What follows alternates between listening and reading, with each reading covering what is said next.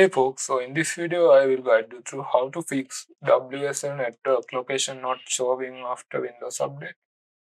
So if you go to File Explorer after Windows update, you will see that this WSL folder location is not showing. So to fix this issue, what you want to do is go to this File Explorer location and search for /WSL drama. So after you search this in here, you will see it list down these network locations. So if you want to add this WSL to File Explorer, what you want to do is right click on it and map network drive.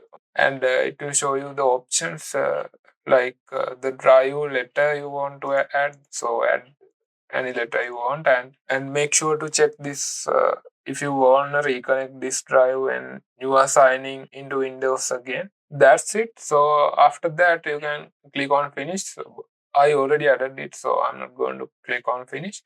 So after you click on finish, you will go if you go to Windows File Explorer, you will see this WSL network location. So that's it. If you have any question, feel free to comment. I will get back to you and see you in the next video.